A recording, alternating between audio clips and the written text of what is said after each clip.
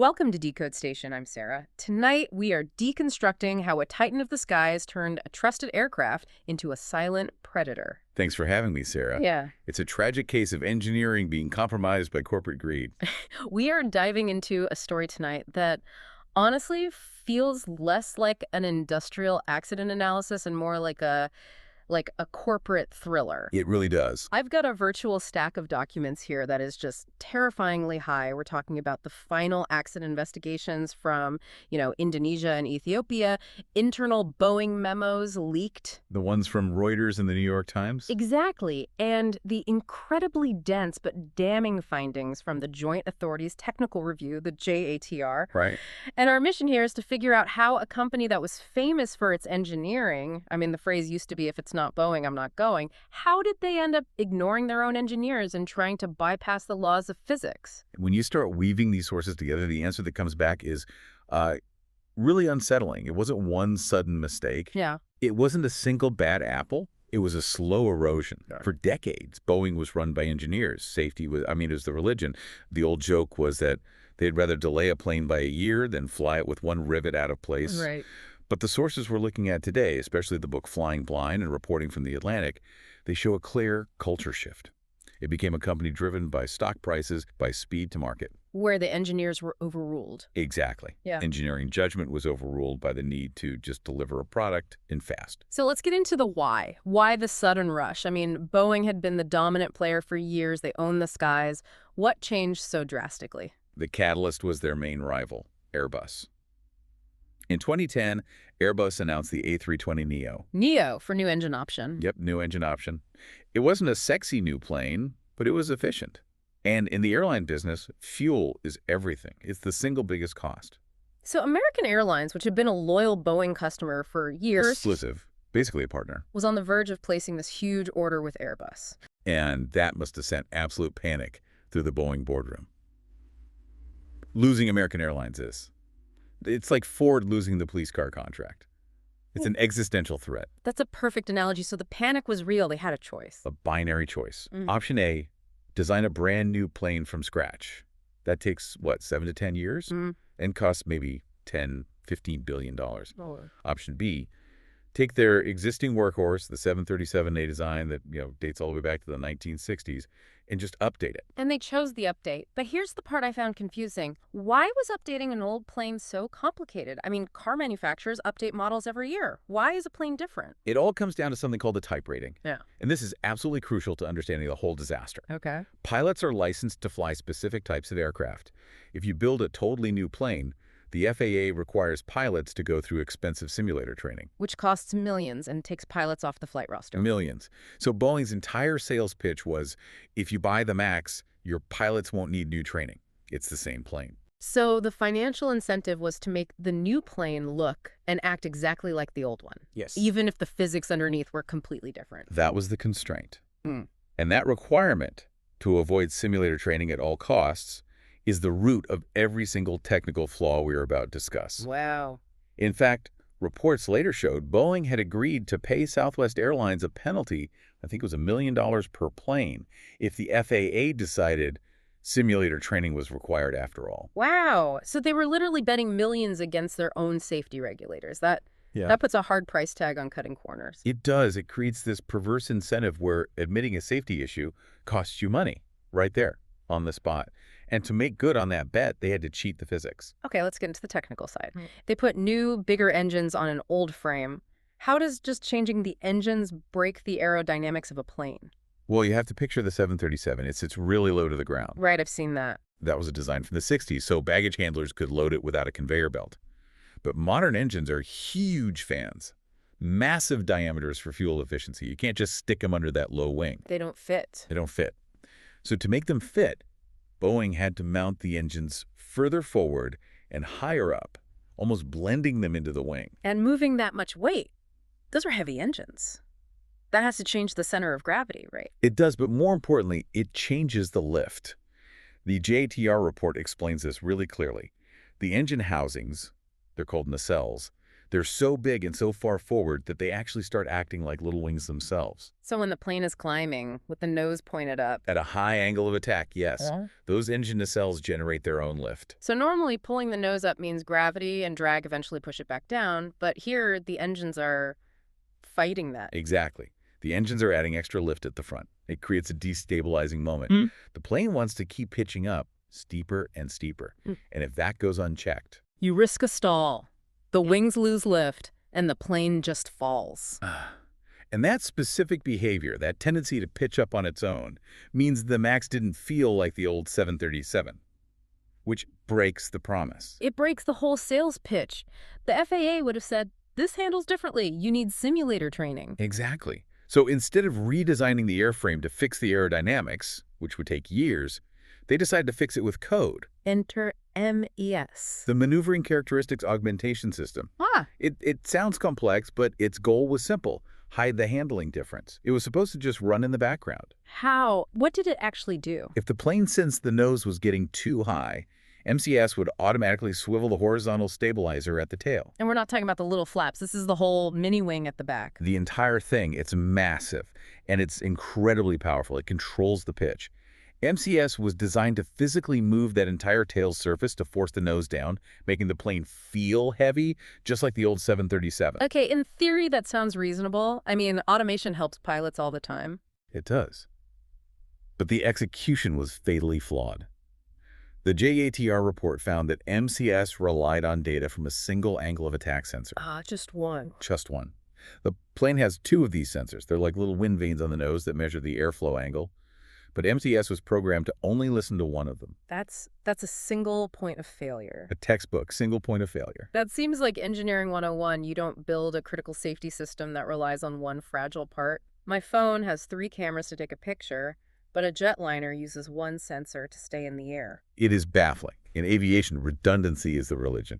You have 3 systems, they all vote on the truth. Here, if that one sensor hit a bird or froze over or was just calibrated wrong, it would send bad data. It would send bad data saying the nose was high when it wasn't. And MCAS would believe it instantly. It would start aggressively pushing the nose of the plane down towards the ground, thinking it was preventing a stall when the plane was flying perfectly level. And could the pilots override it? Was there a veto button? Boeing assumed the pilots would react instantly. They figured, if the nose drops, the pilot just pulls back on the stick or hits the cutoff switches. But they completely underestimated the chaos in the cockpit. When this thing activates, it doesn't just push the nose down once. It keeps doing it. It does it repeatedly. It's a tug of war. A tug of war with a computer. A computer that can move the tail faster and harder than the pilots can physically counter. And because MCAS resets every time the pilot uses the electric trim switches, it just keeps coming back. Again and again, like a monster in a movie that won't stay dead. This brings us to the most shocking part of the investigation for me. You have a piece of software that can literally take control of the plane.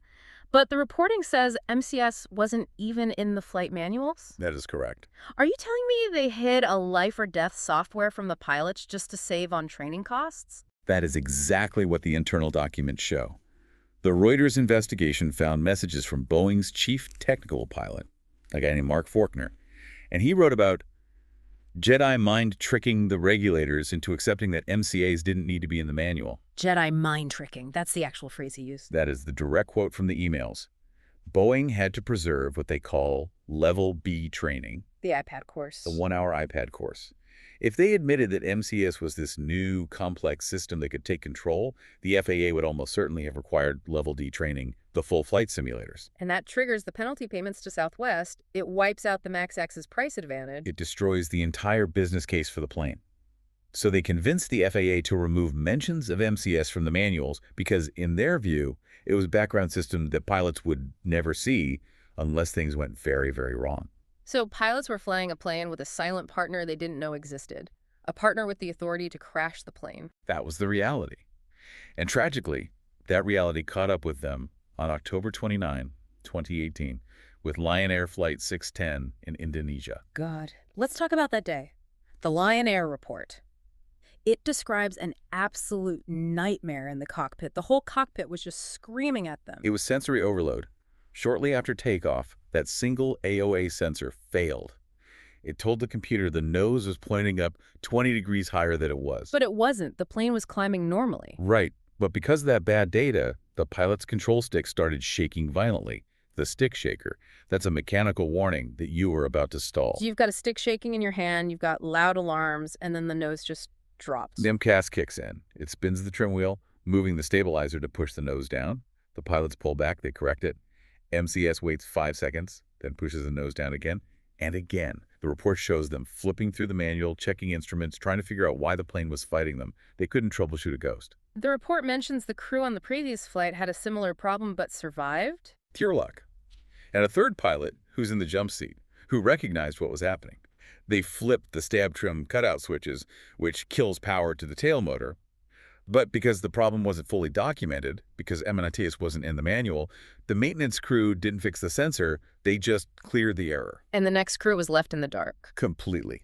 And after Lion Air, the initial reaction from Boeing and some media was to blame the pilots. The narrative was that American pilots wouldn't have made that mistake. That was the prevailing narrative. Pilot error. Lack of airmanship. Boeing issued a bulletin saying, "Here is the procedure to stop this," implying that if the pilots had just followed the checklist, they would have been fine. They insisted the plane was safe. They didn't ground the fleet. No, they gambled it wouldn't happen again. And less than 5 months later, it did. Ethiopian Airlines Flight 302. And this is the crash that completely destroyed the pilot error defense. The Ethiopian Airlines final report is crucial here because it changes everything. After Lion Air, pilots knew the procedure. Right. If the plane runs away from you, hit the cutout switches. And the Ethiopian pilots did that. They recognized the behavior, they followed the instructions, they hit the switches. But here is the horror revealed in that report. Something called the mistrim condition. What's that? By the time they cut the power, MCAS had already pushed the nose down so aggressively that the plane was diving at incredible speed over 500 miles per hour. And that speed. Yeah. What does that do to the controls? It creates immense aerodynamic pressure on the tail. It's like trying to open a car door on the highway. The manual trim wheel, a physical wheel in the cockpit, was physically impossible to turn. The report says 2 strong pilots were pulling with all their might, but the forces on the jack screw, the thing that moves the tail, were just too high. So they were locked out, the electric motor was off, but they couldn't move the tail manually because the plane was going too fast. Correct. They were in the trap. At the end, they briefly turned the electric system back on, maybe to get some help pulling up, and MCAS immediately seized that chance to slam the nose down one last time. That just dismantles the idea this was poor piloting. Even following the rules, the plane was unrecoverable. Exactly. The design created a situation where recovery was physically impossible. The report concluded the primary cause was unsafe aircraft design, not the crew. It's chilling, but we have to look beyond Boeing. Where were the watchdogs? Where was the FAA? This is the institutional failure. The JATR report and the PBS Frontline documentary highlight this bureaucratic mechanism called delegated authority, or ODA. Delegated authority. That sounds like jargon for we let them do it themselves. That's essentially what it became. The FAA has a limited budget. So over the years, they began delegating more and more of the certification work to the manufacturers. Basically, Boeing employees were designated to act on behalf of the FAA, to approve Boeing's own designs. They were grading their own homework. Yes, but it's worse. The investigation found that the specific FAA managers overseeing the MAX didn't even know MCAS existed in its final aggressive form. Boeing had characterized it as a minor modification. So the FAA didn't scrutinize the single sensor flaw. Because they didn't realize how powerful the system was. The documentary Downfall paints this as regulatory capture. The regulator started viewing the industry as a customer to satisfy, not an entity to police. That's the ethical collapse. When the regulator is under pressure to help American industry compete, and the manufacturers cutting corners to boost stocks, the safety net just disintegrates. The redundancy in the oversight system failed, just like the redundancy in the sensors. A systemic failure from top to bottom. And it serves as a stark reminder. In engineering, you can't cheat physics. You can hide data, you can spin narratives, you can pressure regulators. But eventually, physics wins. And the tragedy is that 346 people paid the price for that lesson. So to summarize this deep dive, we have a corporate culture that silenced its own engineers to chase stock returns, a design that violated basic safety principles with a single sensor, a deliberate concealment of that system from pilots to save money, And finally, a regulatory body that was too close to the company it was supposed to oversee. That sums it up. It wasn't one bad decision. It was a cascade of them, all pointing toward efficiency over safety. And that leads to a final thought. We often assume that because a company is massive and successful, its products must be inherently safe. I think if we connect this to the bigger picture, the 737 MAX crisis isn't just an aviation story. It's a warning for every industry, AI, pharmaceuticals, automotive, you name it. When financial metrics become the primary language of a company and technical expertise is pushed to the sidelines, you create a hidden debt.